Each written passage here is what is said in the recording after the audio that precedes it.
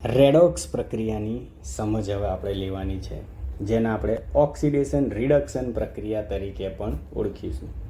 Oxidation reduction પ્રક્રિયા માટે ફરીથી આપણને એક શું આપી દીધો? પ્રયોગ. 1 ગ્રામ જેટલો કોપરનો ભૂક્કો મતલબ કે પાવડર લીધો.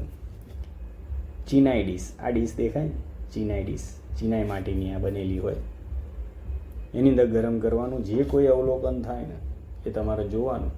અવલોકન થયા પછી સાહેબને પૂછવાનું કે અમે જે અવલોકન જોઈ રહ્યા છીએ એ સાચું છે કે ખોટું છે, કેમ કે સાહેબ હોય ને એમને વધારે ખબર હોય.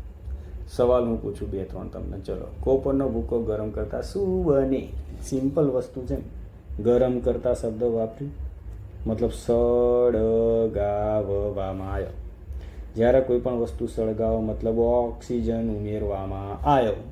ઓક્સિજન ઉમેરવું મતલબ ઓક્સિડેશન. આ યાદ રાખવાનું. તો જવાબ શું આવે? કોપરના ભૂક્કાને ગરમ કરતા તેની સપાટી પર કોપર ઓક્સાઇડ બને છે, મતલબ કે CuO બને છે. અને આ રહી એની રાસાયણિક પ્રક્રિયા કે કોપરની અંદર ઓક્સિજન ઉમેરાયો અને કોપર ઓક્સાઇડ બન્યો. કેવો કલર? કાળો કલર. કેવો કલર? કાળો. કોપરમાંથી કોપર ઓક્સાઇડ બનવા માટેની પ્રક્રિયા લખો. આવો સવાલ પૂછે તો તમારે આ લખવાનું છે. બીજો એક સવાલ, ગરમ કોપર ઓક્સાઇડ પર હાઇડ્રોજન વાયુ હું પસાર કરું તો શું થાય? જોઈ લઈએ. ચલો, આ રહ્યો આપણો કોપર ઓક્સાઇડ, અહીંયા ગરમ જ છે. અહીંયાથી હું પસાર કર્યો H2 વાયુ. શું પસાર કર્યો? H2 વાયુ. તો જેવો મેં H2 વાયુ પસાર કર્યો, શું થયું? Copper plus H2O. અહીંયા હવે થોડું ધ્યાનથી જોવાનું છે ભાઈ. આ બંને જો, કોપરની જોડે કશું નથી, પણ અહીંયા કોપરની જોડે ઓક્સિજન છે, મતલબ આપણે એવું કહી શકીએ ઓક્સિજન ઉમેરાયો. અહીંયા શું છે? કોપર, ઓક્સિજન છે જોડે. અહીંયા કોપર જોડે ઓક્સિજન નથી, મતલબ શું કહેવાય? ઓક્સિજન દૂર થયો. મતલબ રિડક્શનનો મતલબ થાય ઓક્સિજન દૂર થવો, અને ઓક્સિડેશનનો મતલબ થાય ઓક્સિજનનો ઉમેરાવો. હજી અહીંયા જો આ હાઇડ્રોજન દેખાય એકલો છે, પણ અહીંયા હાઇડ્રોજનની જોડે પાછો કોણ એડ થયો? ઓક્સિજન. મતલબ આ હાઇડ્રોજન છે ને એની અંદર ઓક્સિડેશનની પ્રક્રિયા થઈ. આ જે કોપર છે ને એની અંદર રિડક્શનની પ્રક્રિયા થઈ. મતલબ આ એવી પ્રક્રિયા છે જેની અંદર ઓક્સિડેશન પણ થયું, રિડક્શન પણ થયું. અને જે પ્રક્રિયાની અંદર ઓક્સિડેશન રિડક્શન બંને પ્રક્રિયા જોવા મળે ને એને આપણે નામ આપ્યું છે રેડોક્સ. કઈ રીતે ખબર છે? જો આવી રીતે લખાય છે ઇંગ્લિશની અંદર, રિડક્શન અને પછી ઓક્સિડેશન. તો આ બંને આરી અને આ ઓક્સી બંને ભેગું કરી નાખ્યું અને બનાવી દીધું રેડ ઓક્સ. રેડોક્સ પ્રક્રિયા કહે છે. ફરીથી એકવાર જો, Cu જોડે ઓક્સિજન છે, અહીંયા નથી, ઓક્સિજન દૂર થયો તો રિડક્શન. H2 જોડે કશું નથી, ઓક્સિજન આવ્યો મતલબ ઓક્સિજન ઉમેરાયો તો ઓક્સિડેશન. ઓક્સિડેશન રિડક્શન બંને થયું તો રેડોક્સ. બસ આની અંદર આટલું જ ભણવાનું છે. આનાથી વધારે તમારે નથી ભણવાનું. ક્વિક રિવિઝનની અંદર આવી જાઓ ફટાફટ. અહીંયા ડિટેલમાં વધારે ખબર પડશે સારી એવી. રેડોક્સ પ્રક્રિયા શું થાય? તો એની અંદર ઓક્સિડેશન થાય, રિડક્શન થાય. ઓક્સિડેશન કોને કહેવાય? તો કે ઓક્સિજનનું ઉમેરાવું, હાઇડ્રોજનનું દૂર થવું, ઇલેક્ટ્રોનનું ગુમાવવું. મોટા થશો એટલે ભણવાનું આવશે, અત્યારે દિમાગમાં ઘૂસવાડતા નહીં. રિડક્શનમાં શું થાય? ઓક્સિજનનું દૂર થવું, હાઇડ્રોજનનું ઉમેરાવું, મતલબ આનાથી વિરુદ્ધ થાય. રેડોક્સ પ્રક્રિયા એકી સાથે બંને વસ્તુ ઓક્સિડેશન અને રિડક્શન બંને ધરાવે. અને એના એક્ઝામ્પલ આ રહ્યા, મેં અહીંયા સમજાયા જ છે. બરાબર. હવે અહીં એક શબ્દ આવ્યો, ઓક્સિડાઇઝિંગ એજન્ટ, રિડ્યુસિંગ એજન્ટ. આમ તો તમારે અત્યારે આ ભણવાનું નથી, પણ હું સમજાવી દઉં, મજા આવશે. ઓક્સિડેશન જે પદાર્થનું થતું હોય, જે પદાર્થનું ઓક્સિડેશન થતું હોય ને એને રિડ્યુસિંગ એજન્ટ કહેવાનો, અને જે પદાર્થનું રિડક્શન થતું હોય ને એને ઓક્સિડાઇઝિંગ એજન્ટ કહેવાનો. આ કોન્સેપ્ટ આગળના ધોરણ માટે છે, તમારે નહીં સમજવાનો. તમારે ખાલી આટલું જ યાદ રાખવાનું. અહીંયા તમારું પતી ગયું. ઓક્સિજન ઉમેરાયો, ઓક્સિડેશન, ઓક્સિજન દૂર થયો, રિડક્શન. હાઇડ્રોજન ઉમેરાયો, ઓક્સિડેશન, હાઇડ્રોજન દૂર થયો, રિડક્શન. બંને વસ્તુ એકની અંદર જ જોવા મળે, રેડોક્સ. પતી ગયું, બસ ડન. હવે આવ્યું શું? છેલ્લો આપણો ટોપિક, ક્ષારણ અને ખોરાપણું. બહુ મસ્ત ટોપિક છે, ક્ષારણ અને ખોરાપણું. મજા કેમ આવે ખબર છે? કેમ કે આ 2 માર્ક્સની અંદર ફરજિયાત પૂછાવાનું છે. ફરજિયાત પૂછવાનું. અમુક વાર તો કેવું થાય, 3 અથવા તો 4 માર્કની અંદર કહી નાખે કે ભાઈ ક્ષારણ અને ખોરાપણું સમજાય દો. અને આ એકદમ ઇઝી છે. તમે જુઓ, આ વસ્તુ છે ને એ કંઈક આ રીતે શણગારીને લખવામાં આવી છે. અહીંયા સમજી કાઢીએ પહેલાં ક્ષારણ કોને કહેવાય. ધાતુ પર ભેજવાળું વાતાવરણ અથવા તો એસિડિક વાતાવરણ. કેવું? કોઈ બી ધાતુ હોય ભેજવાળા વાતાવરણમાં અથવા તો એસિડિક વાતાવરણ એની અંદર મૂકવામાં આવે તો એનું ક્ષયન થાય, ક્ષવા લાગે. આ પ્રક્રિયાને ક્ષારણ કહેવાય. સાદી ભાષામાં શું કહેવાય ખબર? કાટ લાગ્યો. શું કહેવાય? કાટ લાગ્યો. શું કહેવાય? કાટ લાગ્યો.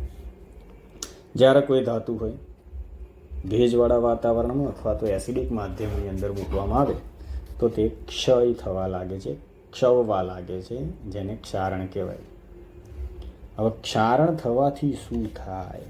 તો બહુ નુકસાન થાય આપણને. અને પરીક્ષાની અંદર તમારે લખવાનું છે કે ભાઈ ક્ષારણ થાય તો મોટર કારના ભાગ હોય, પુલ હોય, લોખંડના પાટા હોય, જહાજ હોય, આવી વસ્તુઓ ધાતુની જેટલી હોય એ બધી એને નુકસાન થાય. અને નુકસાન થાય પછી શું? દર વર્ષે એને રિપેર કરવાની અંદર મોટો ખર્ચ થાય. આ નુકસાન છે. પરીક્ષામાં તમારે આવું લખવાનું છે. તમે ક્ષારણ જોયું હશે, જો અહીંયા લખ્યું છે. તાંબુ હોય ને લીલું પડી જવું, લોખંડ હોય એ કથ્થઈ રંગનું થઈ જવું, ચાંદી હોય એ કાળી પડી જવી. આ ઉદાહરણ છે કોના? ક્ષારણના. અને તમારે લખવાનું. તો હવે તમારે આખું ક્ષારણ લખવાનું છે 2 માર્કમાં. શું લખવાનું? પહેલાં તો વ્યાખ્યા લખવાની. વ્યાખ્યા લખ્યા પછી ઉદાહરણ લખવાના. લોખંડનું કટાવું, તાંબાનું લીલું પડવું, ચાંદી હોય એનું કાળું થવું. ઓકે. નુકસાન શું થયું? તો નુકસાન આવું થયું કે મૂળ હોય, લોખંડના પાટા હોય, જહાજ, મોટા મોટા સાધનો હોય એ કટાઈ જાય તો એને મારે રિપેર કરવું પડે અને એમાં મોટો ખર્ચ થાય. આ નુકસાન. આને બચાવવાની પ્રયુક્તિઓ પણ છે અહીંયા લખેલી. જો રંગ કરો તો બચાવી શકાય, ગ્રીસ લગાવો તો બચાય, એની ઉપર બીજી કોઈ ધાતુ એટલે કે ગેલ્વેનાઇઝિંગ કરો તો બચાય, અથવા તો 2 ધાતુ મિશ્ર કરી નાખો. આ આગળના ધોરણો ચેપ્ટરમાં આવશે, પૂછાય છે, આવશે એ વખતે ભણાવીશું. હવે આયા ખોરાપણું. આ ખોરાપણાથી તો છે ને તમે જાણકાર પણ છો. કેટલા તમે ચિપ્સ ખાતા હશો બટેકાની. હવે ઇમેજિન કરો તમે બટેકાની ચિપ્સ લાવ્યા, પડીકું ખોલ્યું, 2 ચિપ્સ ખાધી, 3 ચિપ્સ ખાધી, કંઈ કામ આવ્યું એટલે ચિપ્સ મૂકી દીધી, પછી ખાવાનું ભૂલી ગયા, 3-4 દિવસ પછી ફરીથી ખાવાનું ચાલુ કર્યું તો તમને શું જોવા મળશે ખબર? એનો સ્વાદ બદલાયેલો હશે, એની અંદરથી કંઈક વાસ આવતી હશે જે બદલાયેલી હશે. મતલબ તેલી અને ચરબી યુક્ત જે ખોરાક હોય એની ગંધમાં અને સ્વાદની અંદર જો ફેરફાર થાય ને તો એ પદાર્થ ખોરો થઈ ગયો છે એમ કહેવાય. શું થઈ ગયો છે એમ કહેવાય? ખોરો થઈ ગયો. ફરીથી એકવાર, તેલી અને ચરબી યુક્ત પદાર્થ હોય એની અંદરથી ગંધ એટલે કે વાસ અને સ્વાદ એની અંદર ફેરફાર જોવા મળે તો પદાર્થ ખોરો થઈ ગયો છે એમ કહેવાય. આ થવાનું કારણ છે ઓક્સિડેશન. તેલ અથવા તો ચરબીયુક્ત ખોરાક જ્યારે લાંબા સમય સુધી હવામાં રહે તો ઓક્સિજન જોડે પ્રક્રિયા કરે અને ખોરો થઈ જાય છે. અને આવું થવાથી એની અંદર ગંધ અને સ્વાદ બદલાઈ જાય છે. અને આ જે ઘટના થઈને એને કહેવાય ખોરાપણું. આપણા જે ચિપ્સ લાવ્યા હતા ને, તમે જોયું હશે, ખોલો છો, અંદર હવા ભરી કરો છો, એ હવા નથી. શું છે? તો તે ઓક્સિજન ના થાય ને એના માટે એક એન્ટીઓક્સિડન્ટ વાયુ ઉમેરવામાં આવે છે. અહીંયા જુઓ, એન્ટીઓક્સિડન્ટ. અને એન્ટીઓક્સિડન્ટ વાયુ તરીકે જે વપરાય એનું નામ નાઇટ્રોજન છે. ને આ વર્ષે પૂછાવાનું છે, દિમાગમાં ઘુસાડી દેજો. એન્ટીઓક્સિડન્ટ તરીકે કોણ વપરાય? તો જવાબ આવશે નાઇટ્રોજન વપરાય. અને અહીંયા આપણું ચેપ્ટર શું થઈ જાય છે? પૂરું. એક ક્વિક રિકેપ જોઈ લઈએ. ખોરાપણું અને ક્ષારણ કોને કહેવાય? ક્ષારણ જ્યારે કોઈ પણ ધાતુ હોય ભેજવાળા વાતાવરણમાં ઓક્સિજનની હાજરીની અંદર રહે તો એ ક્ષવા લાગે છે, જેને ક્ષારણ થયું કહેવાય. સાદી ભાષામાં કાટ લાગે એમ કહેવાય. લોખંડના કાટ લાગવો, તાંબાનું લીલું પડવું, ચાંદીનું પડ કાળું થઈ જવું આ એના ઉદાહરણ છે. લાંબા સમય સુધી કાટ લાગે તો સારા એવા સાધન હોય, લોખંડના ભાગ હોય, મોટરસાયકલના, પછી જહાજ હોય, આ બધા સાધનોનો શું થાય, નુકસાન થાય ને નુકસાનની ભરપાઈ એટલે કે સુધારણા કરવા માટે મોટો ખર્ચ થાય છે. ખોરાપણું. તેલ અથવા તો ચરબીયુક્ત ખોરાક જ્યારે લાંબા સમય સુધી હવામાં રહે તો એના ગંધ અને સ્વાદ બદલાઈ જાય છે. અને એનું કારણ કોણ છે? ઓક્સિજન. અને આને શું થયું કહેવાય? ખોરું થયું એમ કહેવાય. હવે આ વસ્તુ ના થાય એની માટે એન્ટીઓક્સિડન્ટ પદાર્થ ઉમેરવામાં આવે છે. અને એન્ટીઓક્સિડન્ટ વાયુ કયો છે? નાઇટ્રોજન છે. પરીક્ષાની અંદર પૂછાય છે, યાદ રાખજો. આના સિવાય ખોરું ના થાય એના માટે આપણે શું કરીએ? જો અહીંયા લખ્યું છે ને, અહીંયા NO2 લખ્યું છે, NO2 નહીં આવે, N2 આવશે. પછી શું લખ્યું? એન્ટીઓક્સિડન્ટ તરીકે આવા એક દ્રાવણો આવે જે ઉમેરવામાં આવે છે. એના સિવાય હવા ચુસ્ત રાખો, હવા ના જવા દો, અથવા ફ્રીજમાં રાખો. પણ આ બધું આપણે નહીં કરવાનું, આપણે આ જ યાદ રાખવાનું. N2 વાયુ પરીક્ષામાં પૂછવાનું જે છે એ જ આપણે યાદ રાખવાનું. અહીં તમારું ચેપ્ટર શું થઈ જાય છે? પૂરું થઈ જાય છે. હજી એક ટૉપિક આપણે બાકી રહ્યો છે, રાસાયણિક પ્રક્રિયા સંતુલિત કરવી, જે અલગ વિડીયોની અંદર બનાવીશું. જો તમને આ વિડીયો સારો લાગ્યો હોય તો તમારા મિત્રોને મોકલો. જો કોઈ પણ ડાઉટ હોય તો તમે મને પૂછી શકો છો.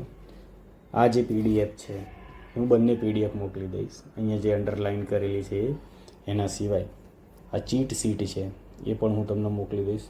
તમે ખાલી ચીટ સીટ એક મેસેજ કરી દેજો.